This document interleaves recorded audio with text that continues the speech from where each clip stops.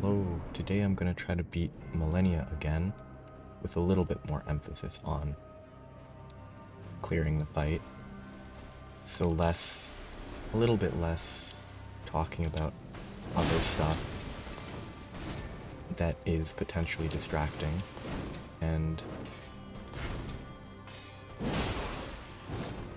but I do intend to talk about a few books, just broadly, that I read, I enjoyed, but I don't really hold a super high opinion of because of various flaws. Like, I won't get to it right away, but like one example is, like, I think the series is called The Sword of Truth. And while I actually think the first book is a pretty fun, if somewhat not exceptionally unique book, it has elements that I find very compelling for a story, but the series as a whole kind of devolves quickly and becomes a little questionable, maybe a little preachy, and it just becomes less interesting to read after that first book. And which, alongside that, I'm also going to briefly talk about what I've read of, well, just broadly about my attempt to read the Wheel of Time series, which there have been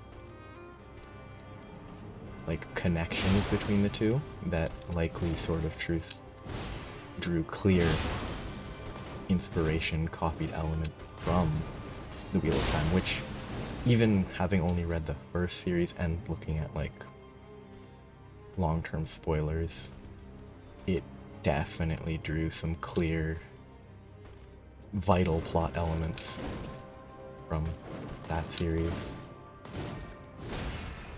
But before I get to that, I'll probably just try to focus on talking about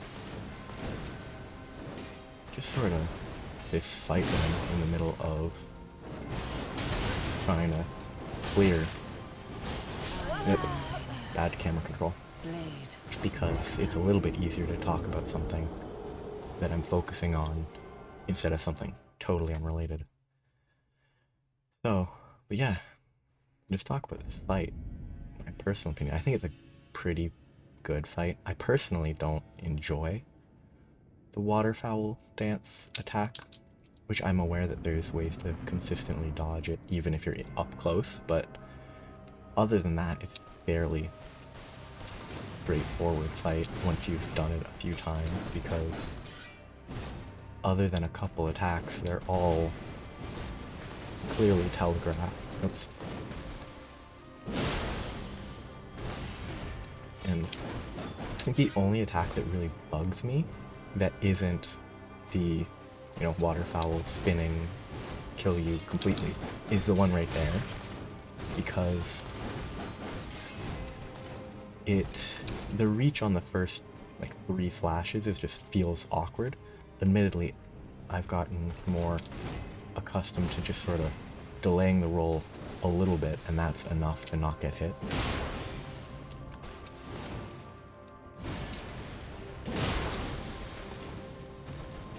But you still, I think if it weren't for the waterfowl game, it would be probably a pretty easy fight, even with it being 2 phases. Oops.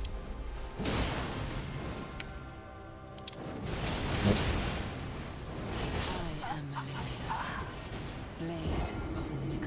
But yeah, that attack always gets me, unless I'm standing far enough away that I can actually run.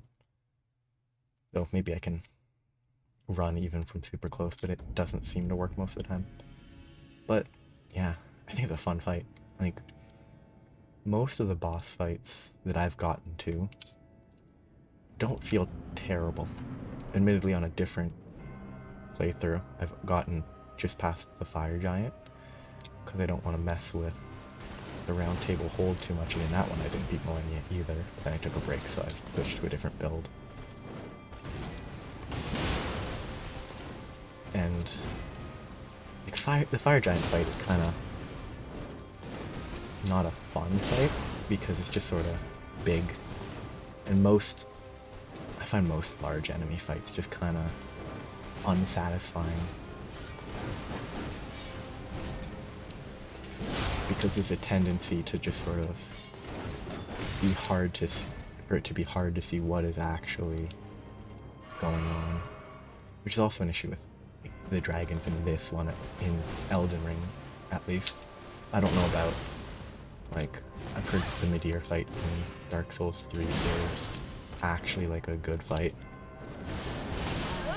but yeah, most of the dragons in this where you lock onto legs or nothing and then you fight under them are just awkward, whereas humanoid enemies are much more natural to fight. But having talked about that from a, the perspective of someone with no real, well, literally any meaningful authority on a subject, I feel like it's time I can talk about, that's a weird, I've never seen her just walk up and do that. I can talk about sort of the Sword of Truth and why the first book is fun, but the rest is kind of iffy. Like, I personally find the first book is great because at that stage in the story, oh, that's interesting. The main character that, if I recall correctly, is named Richard, though it doesn't really matter. He is someone who is kind of clueless about the world, and like I've talked about in the past, that is a good way to introduce the world to the readers. But that, once the character loses this cluelessness and like it becomes a wizard in a setting wherein, oh, only women can use magic because the dark side, I think it's positive and negative magic, and only women have negative magic, and any men with positive magic are cursed or whatever. It's not a very long-term, it's not a very compelling premise. It's fine within the first book because that's not a key point. But once it gets later in the story, and he's forced to go to the school run solely by women, and it's like, oh, he's the only one that's good or whatever. It's very, that and everything else, it quickly devolves into him just sort of being like, he isn't perfect, he does make, I guess, minor mistakes, but like within the realm of the story, he is philosophically the ultimate person. Like, he can do no wrong in the grand scheme of things. Oops, saying that. Yep. And it eventually just gets incredibly repetitive when he's just, yep, I'm the best, I'm the best. And there's a few components of the story that are fun. Like, in one of the later books, there's something which is touched on, which is like a connection to a void world, plane, whatever, is breached. And the worry is, oh no, some immortal death being will come through and end the world. But what the most interesting part about that is that it doesn't happen right away. And what's compelling about the story does well is it talks about how that is easily understandable as this being, which is immortal, it's been around forever, very reasonably has a different sense of time.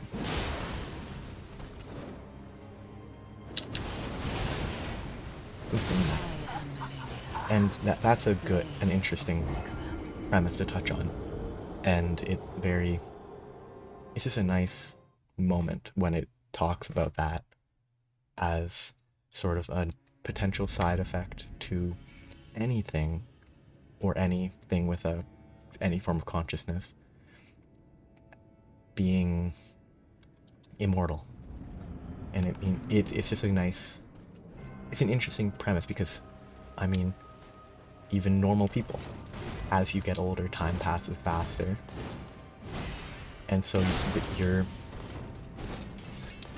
what formerly, like, oh, a year is a long time when you're 5, but when you're like 50, a year's significantly less. Like, it's easier to lose track of years as they go by.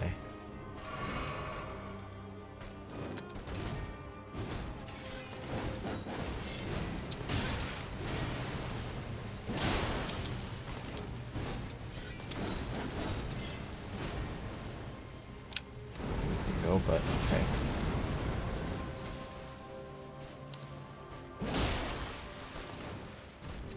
Yeah, it's a fun premise that it does bring up, but what I felt dragged the sort of truth down was just after a certain point, it was sort of a non-stop story, but not an especially interesting one. It just dragged for far longer than it should have once it got to, I believe it was referred to as the old world, where magic was still in a more common, it was much more common.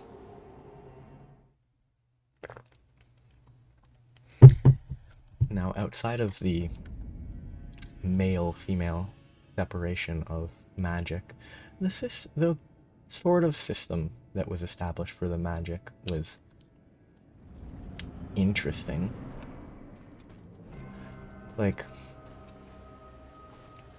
I don't remember if it ever got too in-depth. It probably didn't. It sort of was a fairly forgettable part, but it had a fairly it had a bunch of different, like, you know, magical specialization elements that are fairly appealing. Like, it's more interesting than sort of a Harry Potter type magic system where sort of everyone, maybe they might be better at some stuff than others, obviously, but it's not a fundamental, oh, they can't do this or they can only do that, I think. But yeah, it was a fun read through my first time, but my most recent attempt to read it was it was just kind of dull. But the first book is honestly a very fun book, because it sort of works to establish, well, it doesn't work to establish, but it introduces sort of the rules that wizards must follow, and they're fairly, the rules fit within the setting, and it leads to some understanding of what has gone on. But yeah, it's despite formerly being one of my favorite series, it just sort of, it didn't stick with me, so I forgot about it. I forgot a lot of specifics about it. Now, I also wanted to briefly touch on, like, the Wheel of Time, which the first book was pretty interesting, but personally, I think the way the second book is written, well, the first and second book are written, is kind of makes it a little bit more difficult to read the second book, because the first book had a large emphasis on one character, and then that character doesn't show up again for a while in the second book, if at all. I can't remember if he even showed up. And so it's just very... It's less interesting to read when that character is what you're most interested in reading this series for. And apparently, there's kind of the descriptors for one of the female characters was very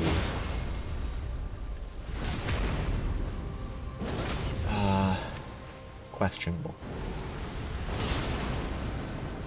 Which I did notice it a bit, but I didn't get that far into the series, so it might have gotten better or worse. But yeah, that's just a brief talk about those two series. Back to this fight. It's pretty. See, this is one of the things I dislike about the fight. When Malenia just sort of sits there.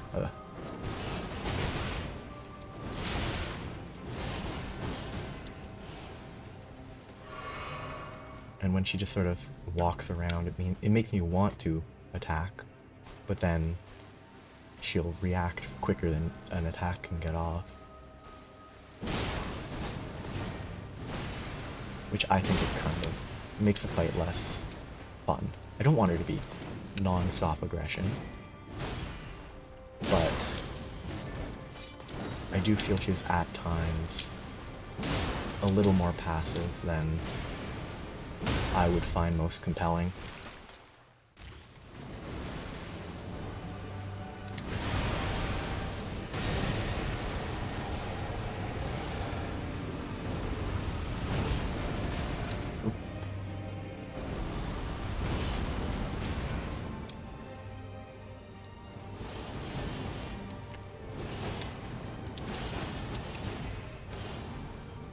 What?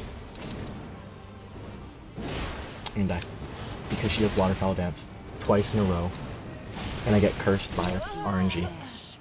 Unfortunate. By the scarlet rot. Well, yeah. Other than waterfowl dance, it's a pretty fun fight. I know I could probably... Oh, I keep forgetting I do actually have these that are in a large supply. Probably could use these, but it's just not how I enjoy playing games. But yeah. What I have been thinking about in terms of books that I've read that I think are very compelling, there is a Japanese light novel series that it's not the best objectively, but it does have a lot of good concepts that it uses. I think one thing that saves it is it doesn't try too hard to shoehorn in specific stuff. Like well, I guess the series that I'm talking about is called in English The Ascendance of the Bookworm, a Bookworm, I can't remember. But it uses that initial title premise of the character being a bookworm in a weird way, because they're unhealthily obsessed with books in a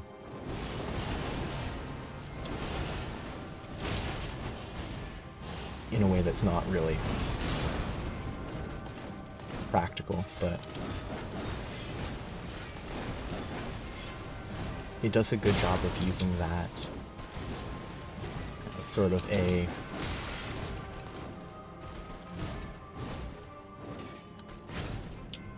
source for the story without it being all that's being emphasized.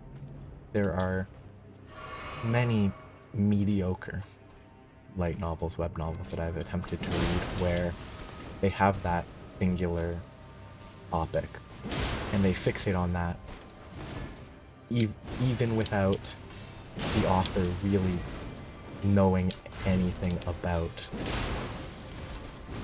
the topic at hand, and like that kind of has a tendency to make it feel, forced. So I'm gonna die. Because bad luck. Blade of Nicola. Yeah. It does a good job of... The Ascendance of a Bookworm, I find, does a good job of using that book obsession. And while it stays a relatively central part of the plot, it is not the sole fixation. It is relevant, and it is a plot line, but it eventually becomes significantly... like, everything else eventually becomes more central to the story. And the transition occurs in a somewhat natural way. And because of that, it's a fun story to read. And while it has, fairly common tropes as part of that story with a fairly common, mana's compressed and whatever, getting infinitely more than anyone else type idea. Okay, that's annoying. Lock on, do not unlock on. I'm gonna die. I'm gonna die. Yep. Too aggressive. Too greedy. But yeah, the way, and one of the best parts of it as a light novel, which are all, short individual books, is that instead of just having volume 1 through volume 17 or 20, it does split it up into the arcs as like subheading. So like, well, I guess it splits into parts, and that makes it so it doesn't make it better, but it does help when you attempt to read it, if you're fine ending on a cliffhanger, that if you read like part 1, 2, 3, 4, if you stop at the end of part 4, that's gonna be I don't know actually specifically at part 4, but for like parts 1, 2, and 3, it's a reasonably acceptable cliffhanger to end on. Well, cliffhanger being relative, but it is not like, there are plenty of theory of books that have been written that just, this is just volume 1, volume 2, volume 3, volume 4, volume 5. And while there are key internal points, it's like, here's an okay place to stop if you want to stop reading. You can't really tell that if you're just buying them or reading them.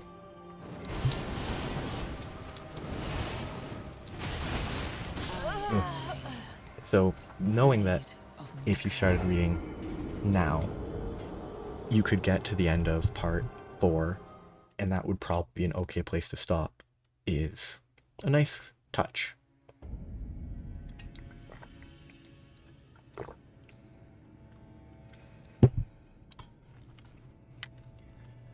And like each of the parts are relative, at least the first 3.5 parts that I finished reading are fairly distinct. Like, the first part is setting like some groundwork for motivation for the characters, some creating a stable life. Hey, that was lucky. And like all that, and then there's a major occurrence, which is then followed by an extended like part of the story where sort of the fallout from that is somewhat dealt with,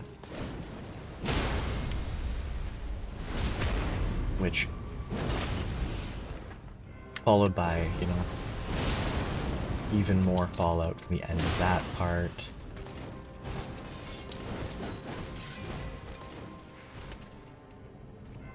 which it works well, I find, and the separation between the parts is not entirely arbitrary.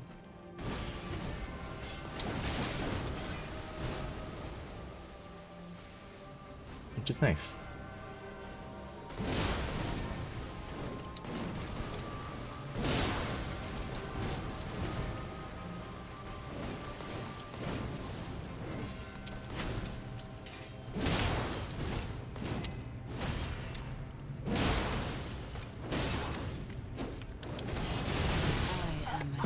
So close. If only I had a up attack. I should figure out. That's happened twice now, where I barely need one more hit and I could have killed her if I'd swung both a second before. This, yeah. I can do that if it might work. But anyway, back to talking about the Ascendance of the Bookworm as a story. But yes, the different parts it's a good way to separate it.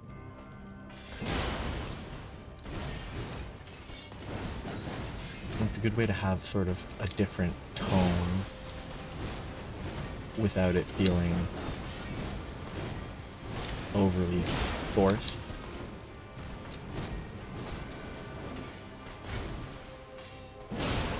Which, in talking about it, which now I'm back to thinking about other stuff. Talking about a Japanese light novel makes me think of just the number of ones that have been written that I've tried to read just because, hey, even if their title is pretty generic, there's often a chance that they aren't just a generic, mediocre story. But there's so many out there that are just ticking boxes, and what I need to do, what I find is, once it's obvious that the author's just ticking boxes as they go, it rarely gets better. Sometimes it might.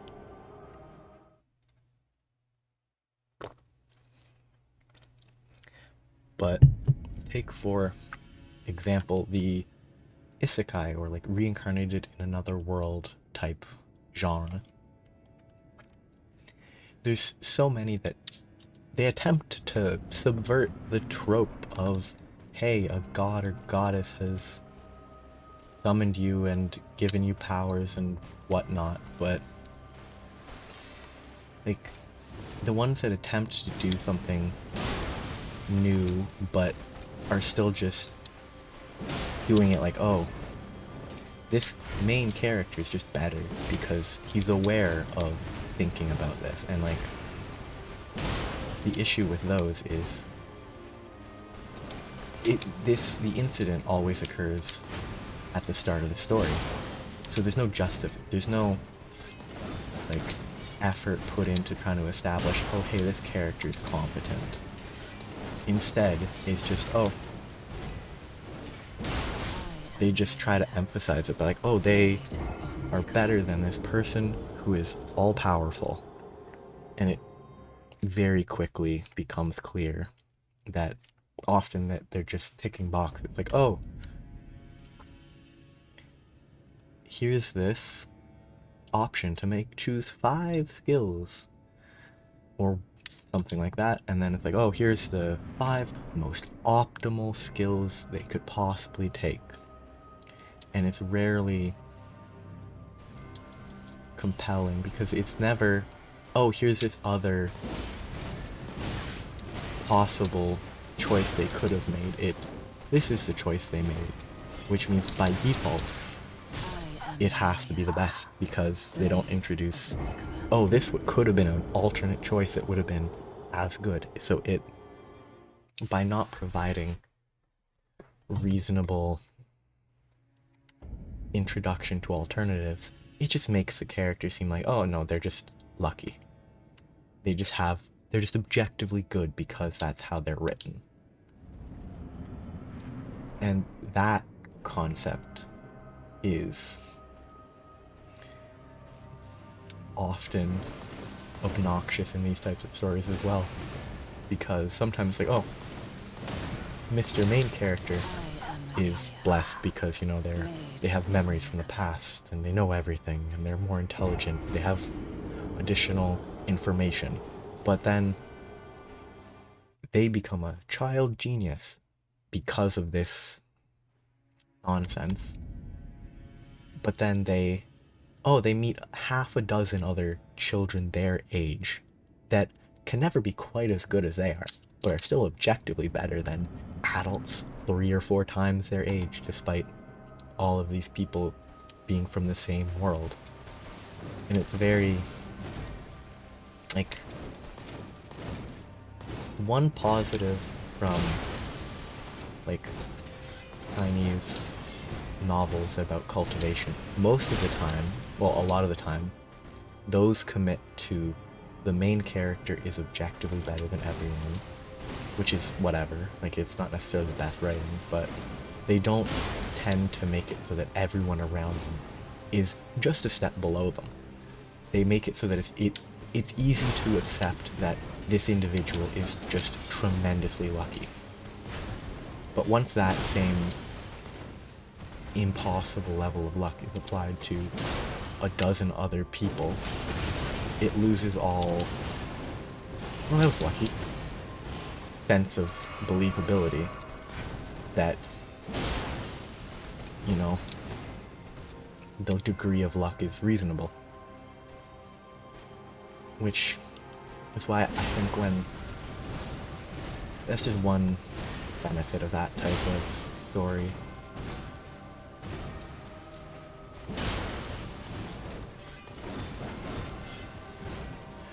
Oh, but that brings me to another genre of story, which is like the semi-growing, but not totally new, like, misunderstanding plot, where the character is... Oh, that camera. Where there's a tremendous misunderstanding that makes everyone seem, oh, why did they do that? Like, when, oh, this character's actually not, like, nothing special, but everyone thinks they are because of, you know, just happenstance. Which, to me, the advantage of that type of story is that it strongly leans into the fact that it's all luck. Okay. I don't actually know what to do for this attack. I don't know. I'm gonna die. That was weird.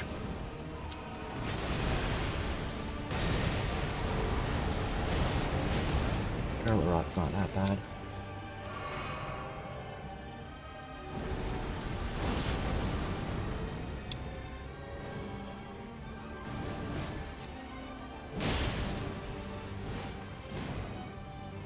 It's annoying, but it's not that bad. Oh, shoot, wrong button.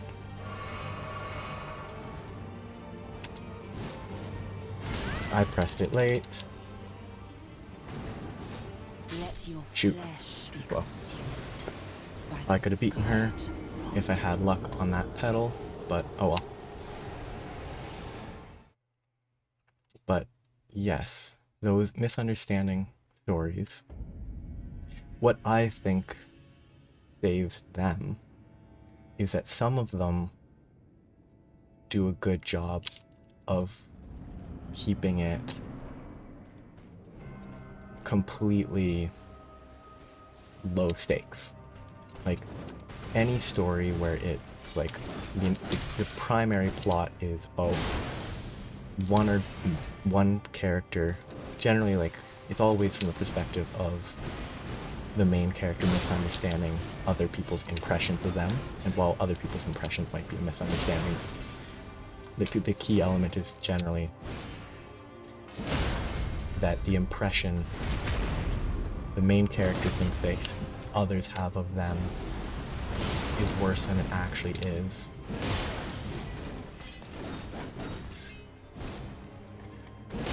Gonna die. Ooh. Bad luck.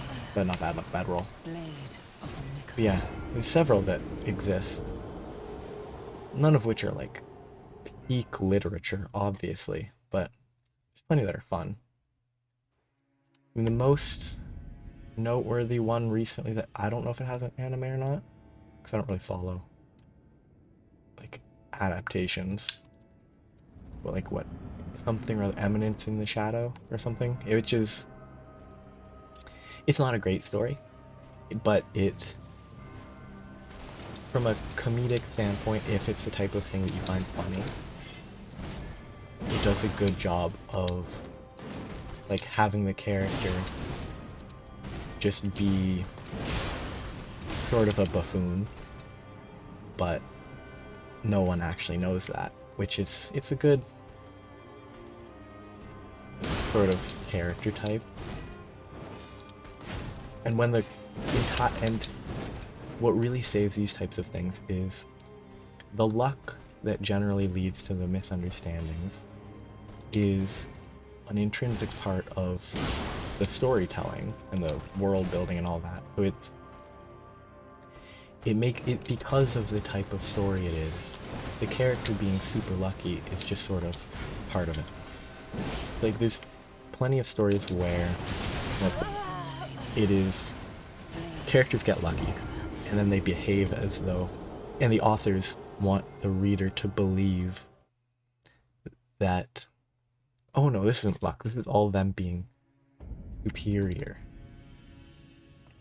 which is kind of frustrating because no, these characters are very, like when they just get super lucky at every turn, there's nothing that's like, oh, they're so much better, they're just super lucky. Like, some stories do lean into that fact, and that is like when they acknowledge that it's not some necessarily deserved victory or power up or whatever, then it's always going to be better to read than if the author isn't willing to respect that, hey, people will recognize that this character is just incredibly lucky. Which made me think of a light novel that I tried to read yesterday, which like has it was repeatedly being like, it wrote something which occurred, and I can't even remember what occurred because it's just such a mediocre novel, but it wrote what occurred and then went through the effort of writing a paragraph, relatively short, but still a paragraph explaining what had just happened and what it meant. Not, and it wasn't even complicated. Those are the types of books where it's just not worth trying to read it further, because if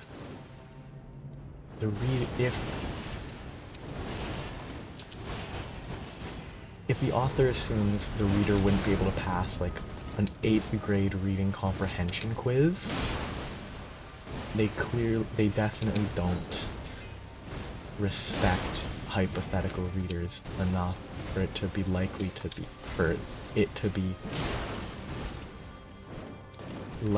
oh, that was weird. I didn't make a step like that. The odds of them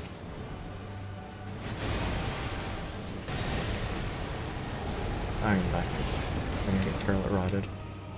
I don't have boluses.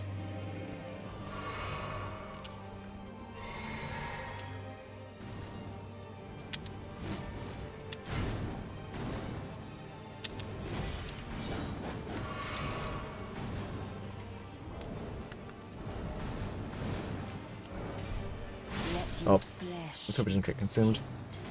by the scarlet rot. But yeah, when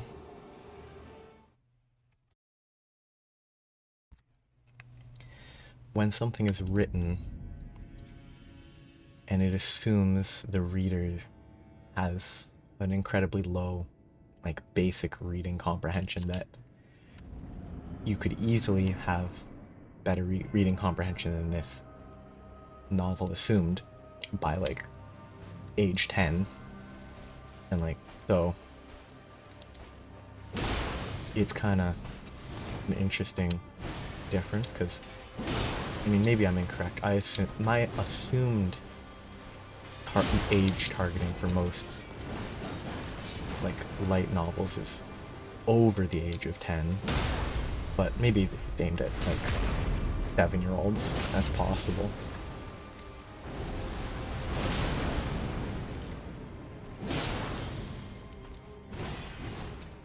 But that's one issue with some just generic novels that are written. They just low level writing, which is frustrating. Well, it's also entirely possible it's the translator's fault. Because what I've heard is that, translation can only be so direct, and it's more about getting the meaning across as possible, that the translation itself simply, the translator assumed, oh, this was complicated, and just they themselves might not read that much, like,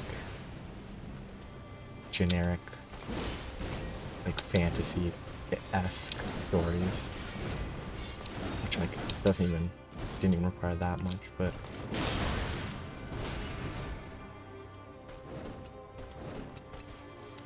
But anyway, let's get back to, like, actually good books, instead of constantly talking about books that I think are mediocre. Although, I think it's not just what I'm talking about, but one thing that's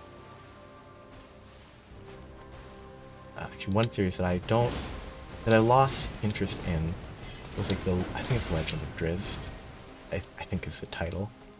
But I learned recently that it was the original sort of writing was not actually meant to center around Drizzt. It was supposed to be Wolfgard or whatever, one of the characters that shows up in one of the later books. But that series is very reasonable, the complaints about the main character being, I think the term is Mary Sue or Gary Stu. I don't know whether both are used or if it's just Mary Sue. But I think I've heard the term Gary Stu, but that could just be like a rhyme. But yeah, like, the character of Drizzt is very much, he can do sort of anything, but he's not totally perfect, which is it's still a fun character to see. But I definitely stopped following that series, I think, just around the, like, Companions series of books, because, and this is a mild spoiler,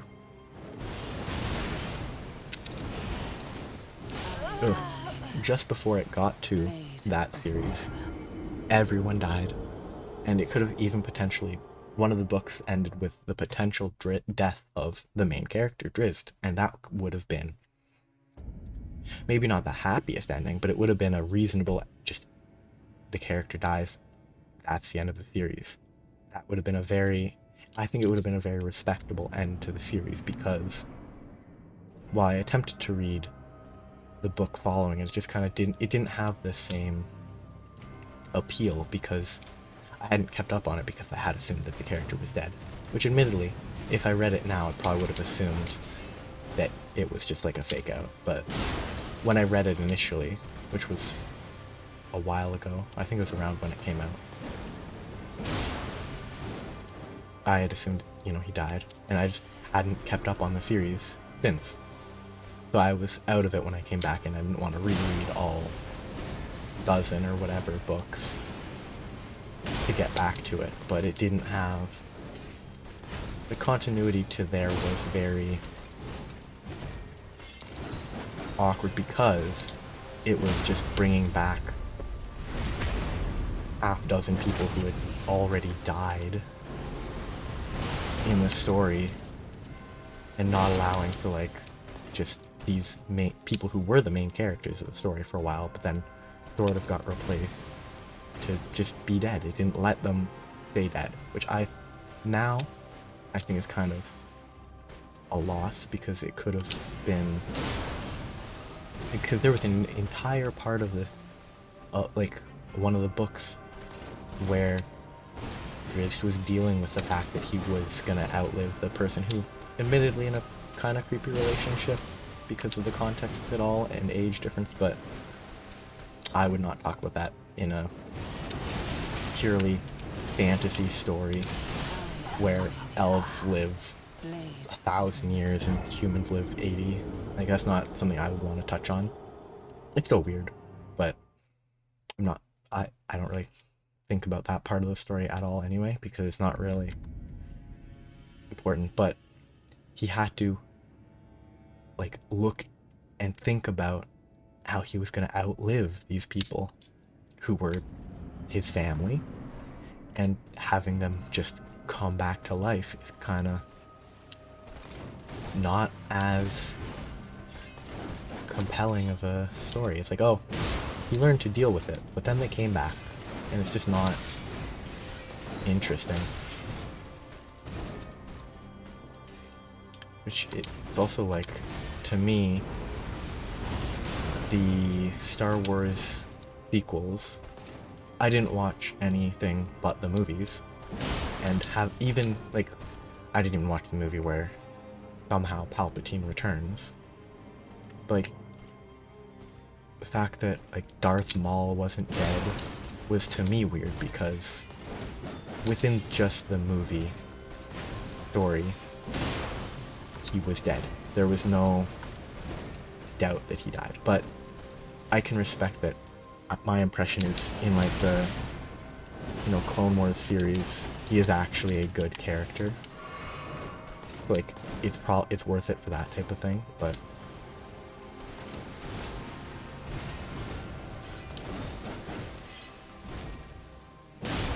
having characters come back after they had relatively impactful death, and that their dying mattered, and then taking away that is always kind of iffy to me. But I also have, sometimes odd opinions on books. It's often the case that I prefer, like the death of a character is something impactful. And on the same sort of tone, the end of a book series is also impactful, but when it's like, when you get to the end of a series and you know it's over, it's very sad. It's like, oh, I have nothing more to read, nothing more about this world to read, which is sort of a positive for me, about stories that are okay, but then run themselves into the ground. It means that if it runs itself into the ground, I'll just drop it partway through.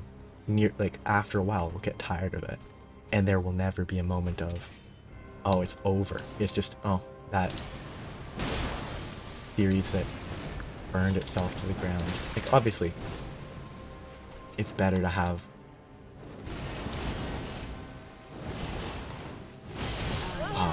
lock on needs to be removed.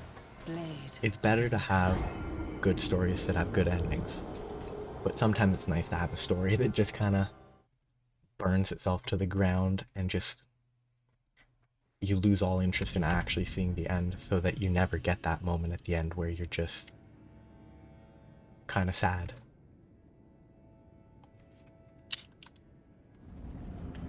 But hey,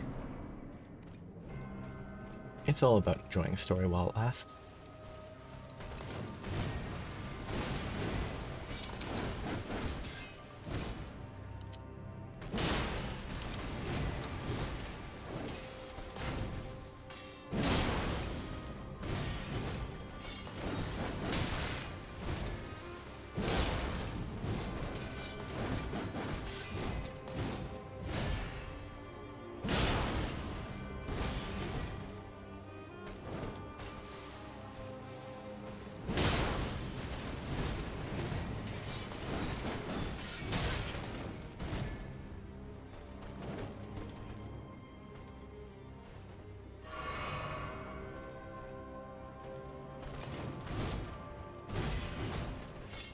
I might talk about for a bit now is just sort of other bosses in this game. Ugh. Because some of them are noteworthy from a design perspective. Like, I think, ah, when I first played through it, around release, when before Red On was nerfed, it was a crazy fight, and I think I initially did it.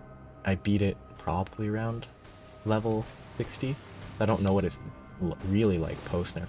When I did Red on this playthrough, I was already at like level 120 or something like that, which is a lot more stats than just strength.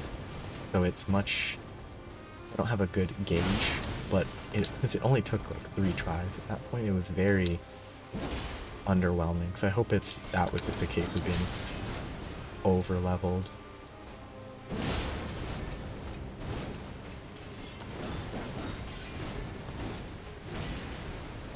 But Radon's such a fun design. I'm gonna die again. Oop. Hey, oh, and she spins mid attack. Yeah, that's probably one of the most aesthetically pleasing fights, except for the range phase at the start. That is probably the worst part of basically every fight.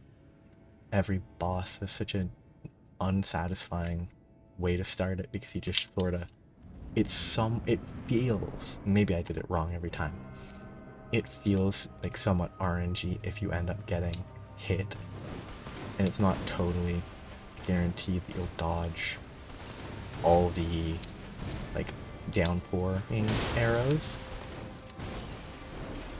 which is just not a satisfying way to start a fight when you get hit by a bunch of falling arrows. But ooh, it's a good like story point in the fight of like him you're brought there by his, I don't know, like retainer type person to kill him because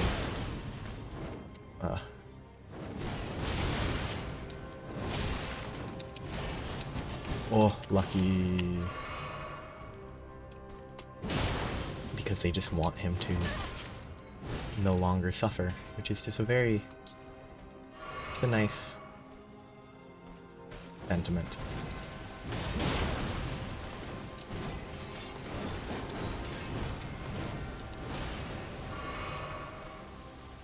And next, there's a bunch of fights that don't really...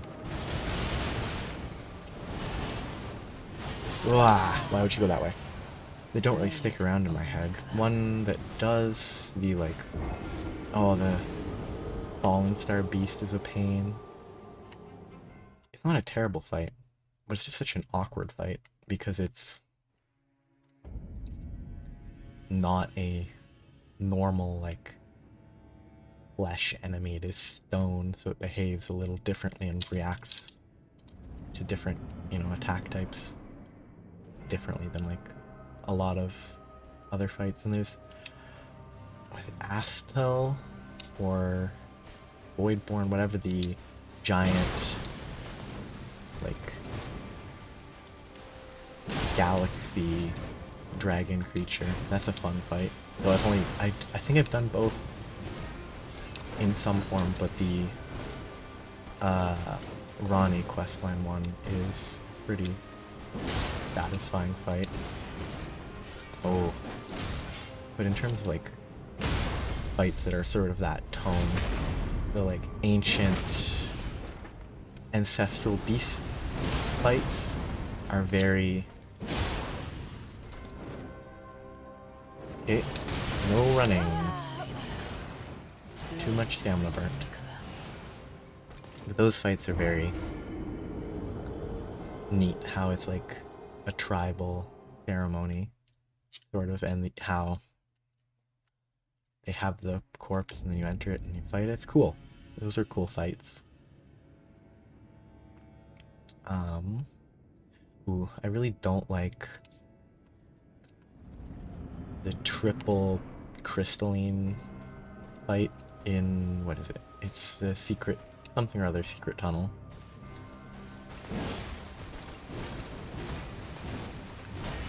Which is just, it's not a, mostly because if you haven't seen them before, you get there, they seem like they would be unkillable because there's no obvious tell of them being like, if once you stagger them, they're broken and they take more damage. There's no clear thing to that, and fighting 3 at once is difficult if you're doing 80 damage and you think that's all you're gonna do.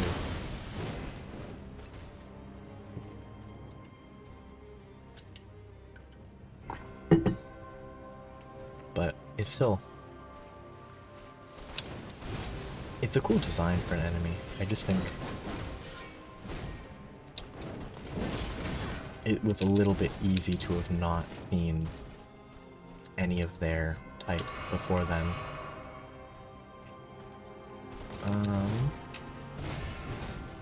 Other fights that are really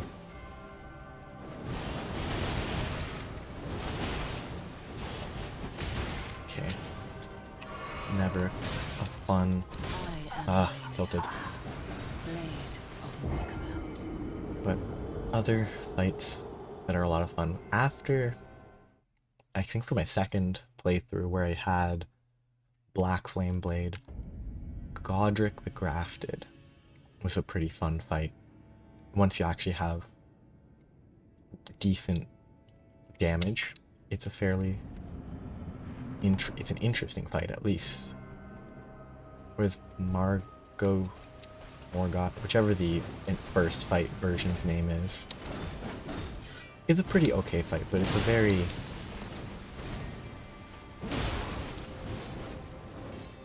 it's an annoying fight because I always find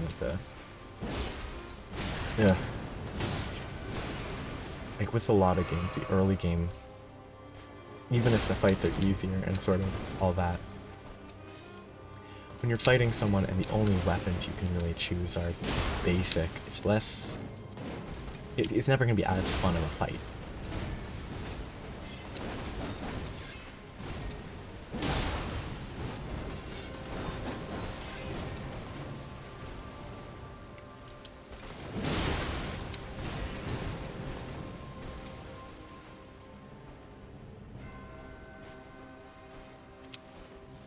But that's sort of the biggest issue for me with that fight is just that it's early, and you can't have any fun weapons to do it with. Well, you can easily get good weapons and like do stuff to avoid, to make it really easy because of how open-ended the game is, but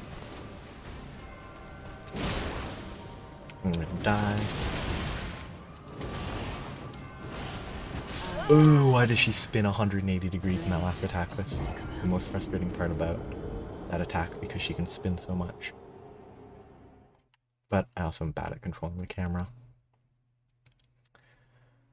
But ooh, there's not a ton of other especially memorable fights that I can think of off the top of my head. Like, I've mentioned Fire Giant a while ago, and it's just sort of not, it's a good spectacle fight, but it's not a good fight in my opinion. For me, mostly because of just, they're too big for it to be a satisfying fight. And I think like all the normal dragons are kind of terrible fights.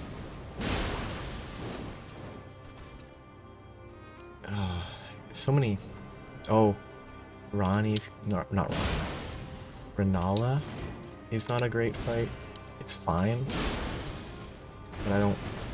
It's not a especially fun fight.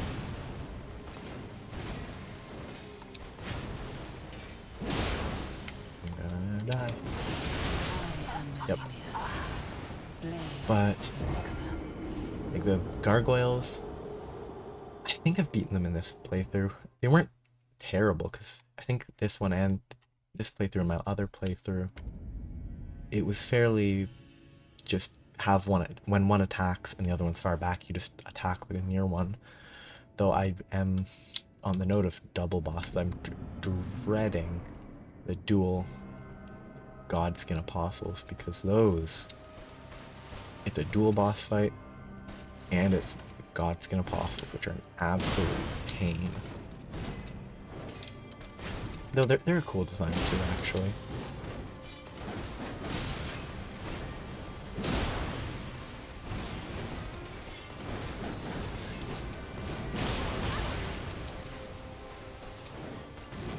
Why am I not sprinting?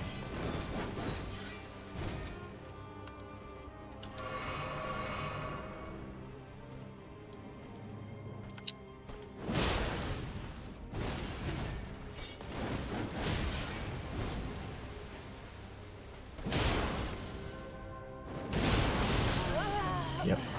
He should have been close to staggering, I thought, but...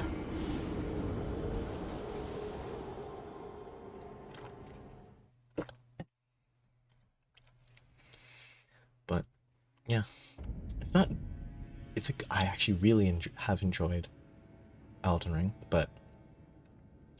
There's not as many bosses that I can really remember.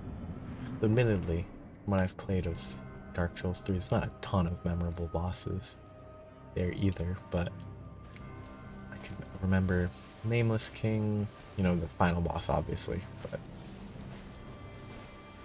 Nameless King's memorable. I mean, Yorm is a good...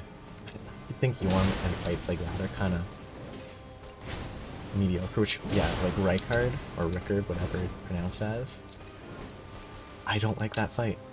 It's the same with Yorm, where it's sort of, oh, use this specialty weapon or you will kind of suffer.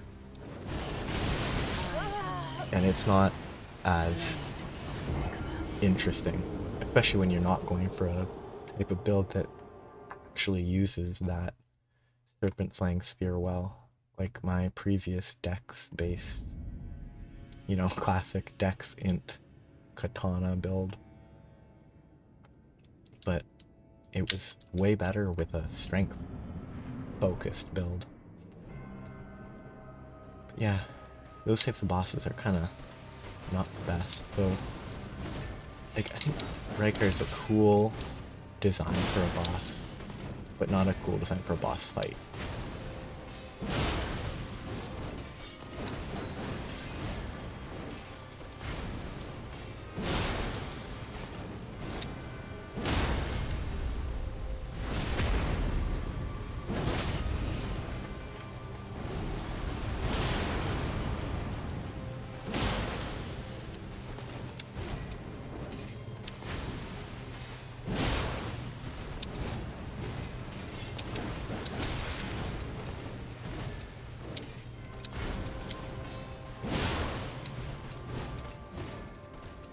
But, as always, I feel the need to not just talk about Elden Ring. God, I hate that attack. I'm dead. I'm not dead, thank God. Okay, why am I not targeted? And she's back up to almost half.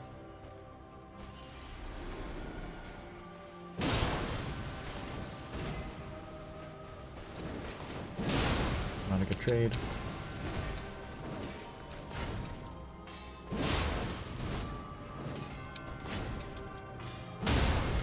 Okay, pretty good.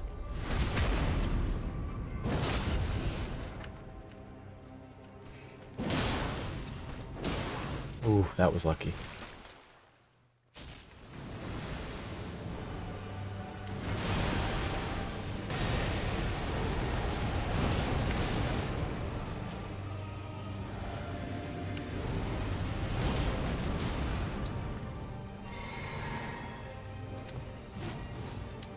That attack is very... Okay. I don't know if she could combo that. That's a weird combo. Now I'm gonna focus this attack. Okay. Too greedy. Greedy. Run. Drink.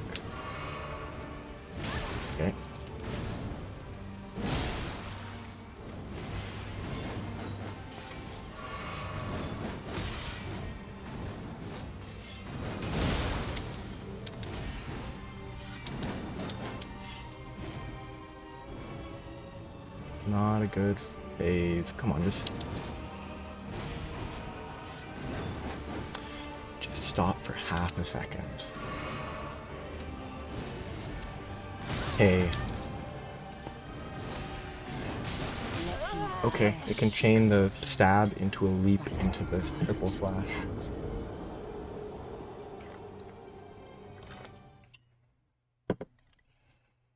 What a fun phase.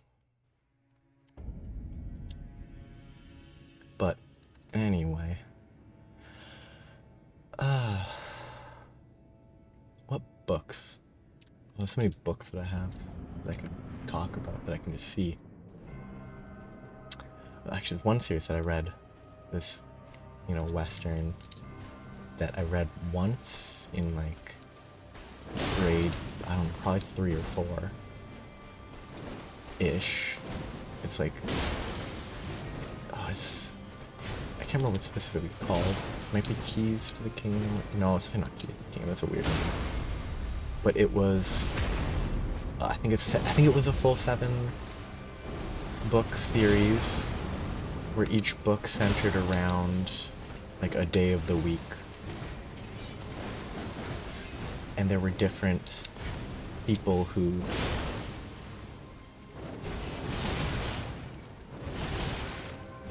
in the sort of magical setting were like managers of different phases or segments of a tower, a building. It's not especially memorable, and I only actually personally own the first 2 books. I read the rest from the library. But it had an interesting bunch of connections. Like, the end was insane. Because, spoilers for, well, I guess I can say this, written by Garth Nix. I can't remember what the series is actually called. I guess after I die, I'll check that, but I'll wait until then before I give any sort of weird spoiler about the ending. Jeez Louise. Like, relax.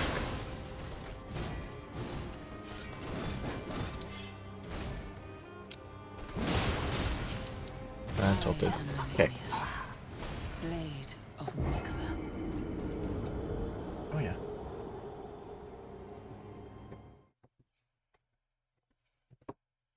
Yeah, so the book series is called The Keys to the Kingdom by Garth Nix. And, like, the big spoiler, and I'll talk for maybe 30 seconds. The big spoiler ending is like, the main character collects all the keys, and by doing so, he is like the architect of the world that they're in, and then he can just reshape the entire world. It is one of the weirdest endings to a, like, children's sort of story that I've ever seen. And I think that's a pretty crazy ending. It's great.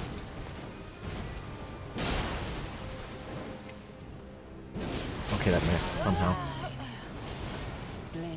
But yeah, that's a weird series.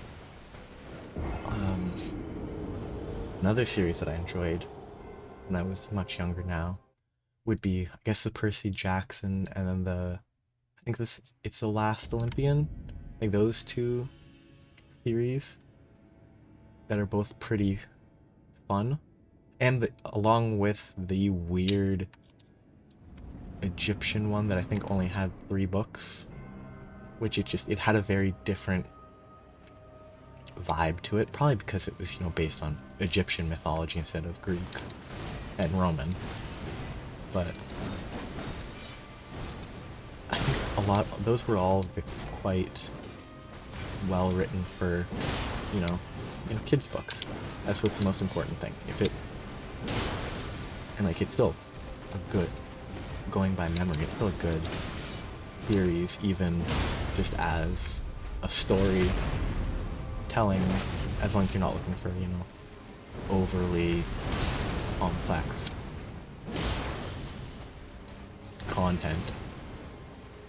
Like, romance is obviously not going to be some exceptional romance novel when it's targeted at children. But it does a good job of at least making the relationship somewhat, maybe not realistic per se, but not just, not simply an unnatural obsession that stems from literally nothing, which is fairly common in, like, young adult or writing for children. Ooh, that was a weird tracking.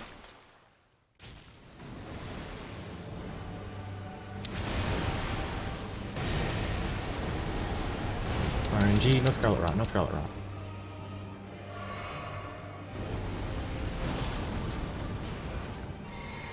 Ooh, it actually knocked her over. That was good timing. I'm gonna die. Okay, that's so weird that it sometimes goes like 2 feet. And at others, I'm gonna die. Yep. Yep, dead. Oh my god, attack. Yeah, the Percy Jackson, Last Olympian, and to a different extent, I can't remember the name of it because I don't have a copy of it that I can see, but the Egyptian-focused series were all, they were well structured, and they did a good job of sort of introducing on a basic level the mythology, you know, Greek myths and Roman myths. It might not have been the most accurate, I'm not knowledgeable about that, but it at least introduced, like, you know, some of the less, like, commonly known concepts. Like, I don't think I'd ever heard of, like, the myth of Narcissus. That's a word I can't really say. The myth of Narcissus prior to sort of when it got mentioned in that series. I can't even remember where it was mentioned specifically, but that it did a good job of introducing, at least on a basic level, the myths from Greek and Roman mythology that weren't just Zeus is the thunder god, Poseidon is ocean god, Hades is death god. Like, it went at least a little beyond the basics. I probably went a fair bit beyond the basics. But it did a good job of telling the story that it was going for. And the issue, yeah, it was such a shame, the movies. The first movie was not great, and then the second movie was also not great. I don't know if they ever did a third, I can't remember. But it was kind of impressive how not great the movies were.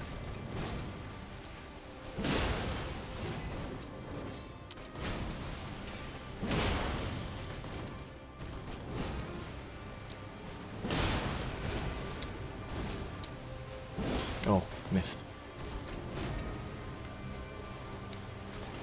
Ooh. I'm gonna die, I can't dodge this, and I slid. So I didn't have the time to roll.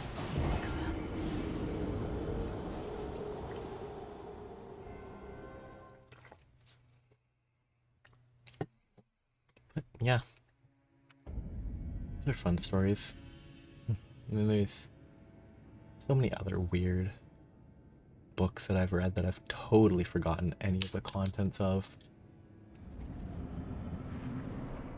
Like there's a series of maybe a few books that I actually read about a rat that was, the story had a lot of cheese puns. I don't even know if he was a rat from now. Like, and he was a secret agent. Weird, fun-ish children's books.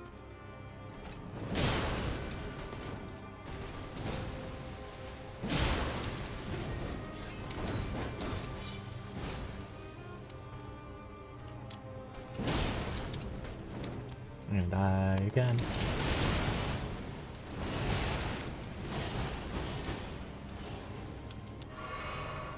Drink again.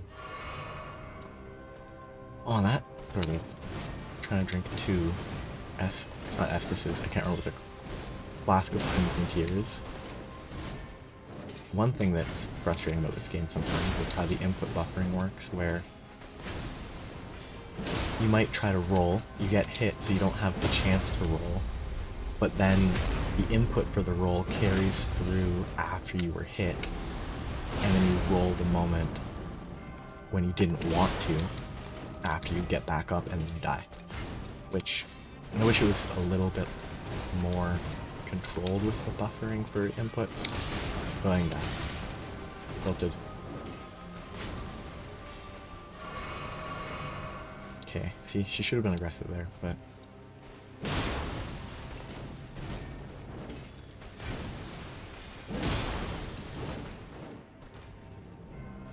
Okay, this should be easy as I can get a hit.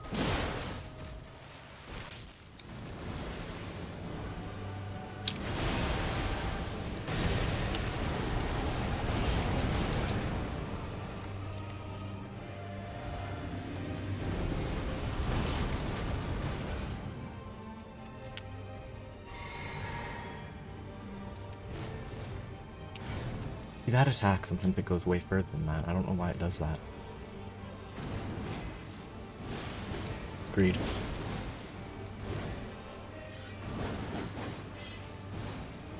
Greed. Oh, good attack. Whoops. Good. Dodge. Lucky dodge.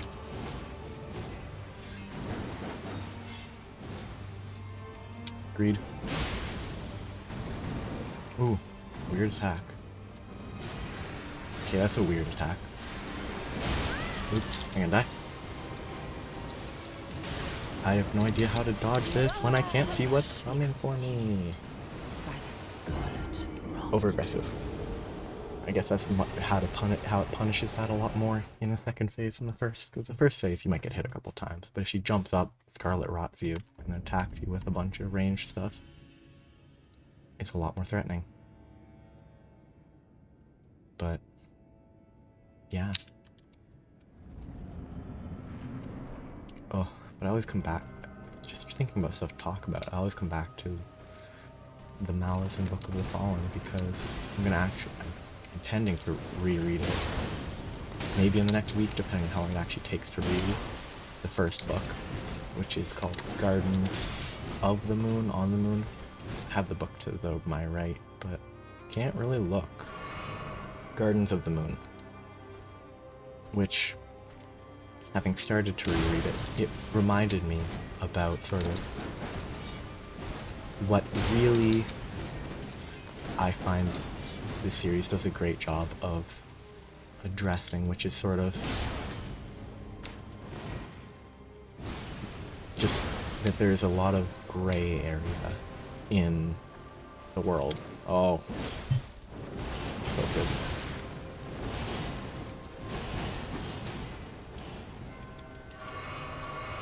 Okay, that was not great, but I hate that attack because I'm always early rolling the first phase. I don't hate that attack, it's really easy if you're not over aggressive. But anyway, yes, starting to read Gardens of the Moon. It's really, to me, a lot of what is written initially comes off as flavor. Like even the title, Malice and Book of the Fallen, when you get to the end of the series, the title makes a ton of sense because that is what the story is. Which, for reference, the Malaz, it's the Malazan Empire is sort of an important entity in the story.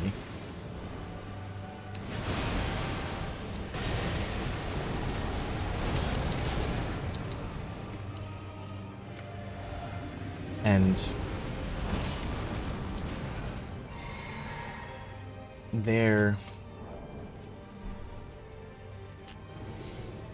like that. The story is a large part of the story is telling of the death of the members of this empire.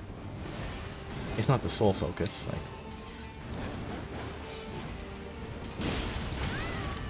you get to know sort of the casualties of the war, because that's what... Okay, that combo, the fact those two combo directly is annoying. But the casualties of the conquest of this Malison empire are a major point in the story. And because in many stories it's like, oh, these may, not all obviously, but a lot of stories are like, oh, the main characters are part of this group, so that group is by proxy good. Whereas in this series, it's sort of a bit of the opposite. Like, the Malison Empire is not great, but it has people who mean the best for others, and so it makes it so that they're less bad. Like, it is still, you know,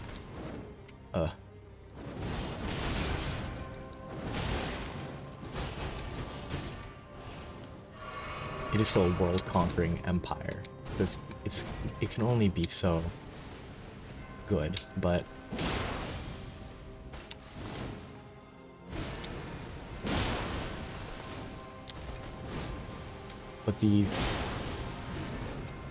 because while the story is about the world, this huge empire, I hate that. I always roll poorly there. They didn't stagger despite being hit that many times. That's annoying, but the world-spanning empire is just a piece of the puzzle, despite the title of the book series of the series. But they're still a focal point, and they provide a point of view, a reference for just sort of generic weak individuals. Weak being, you know, relative to the world they're in.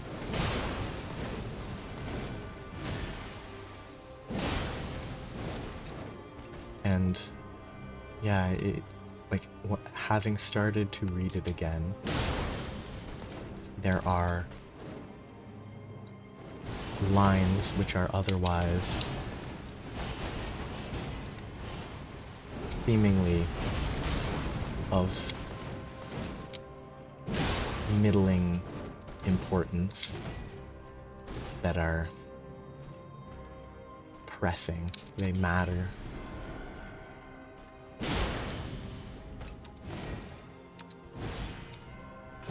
And there's very little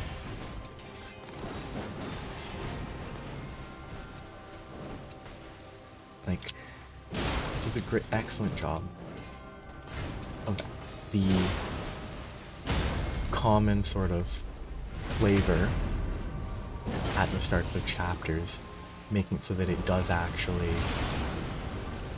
matter.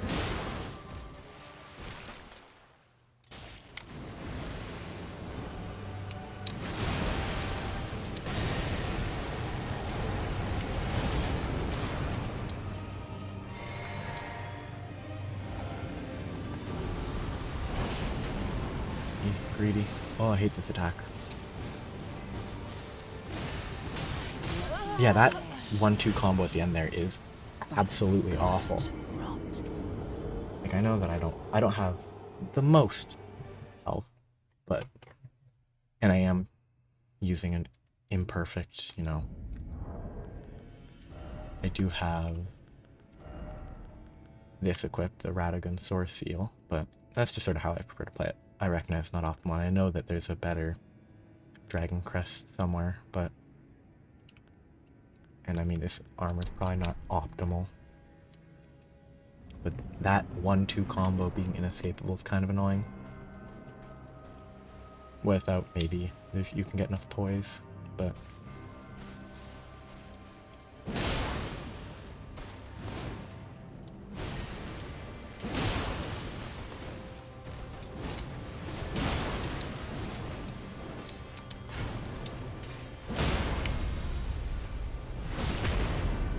Yeah, staggering in this game is always odd to me. It makes sense, like obviously that's weird. It drains at some rate, but what the? That doesn't seem right.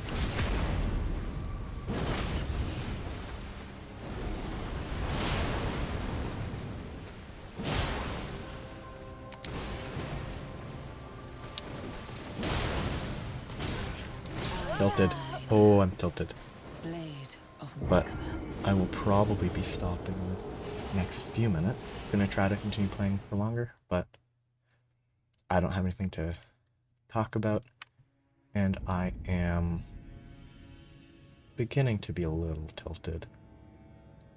Mostly confused by why she staggered so quickly after just being staggered, because I thought the resistance to stagger increased a bunch. And then after like taking advantage of the first stagger, I hit her with I don't know if it's called a weapon right in this game, I can't remember.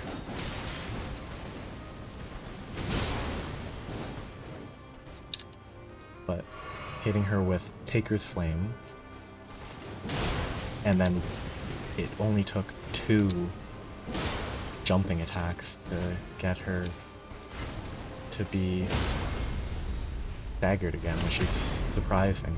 'Cause I thought it like greatly increased after each. Yeah, that's crazy actually. That's good to know though. That's easily abusable. I don't really want to abuse it. That's way too easy. I kind of don't like that.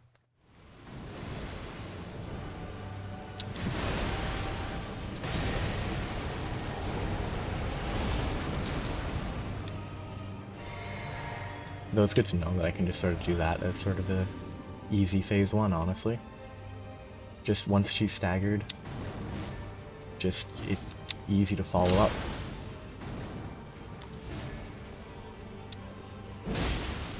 And I'm gonna die again.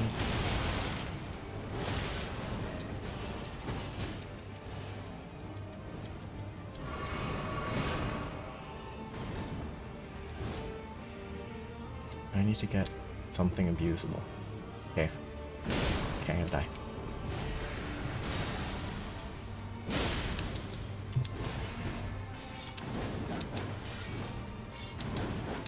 I hate that attack every time. Okay, let's get Greed Heal.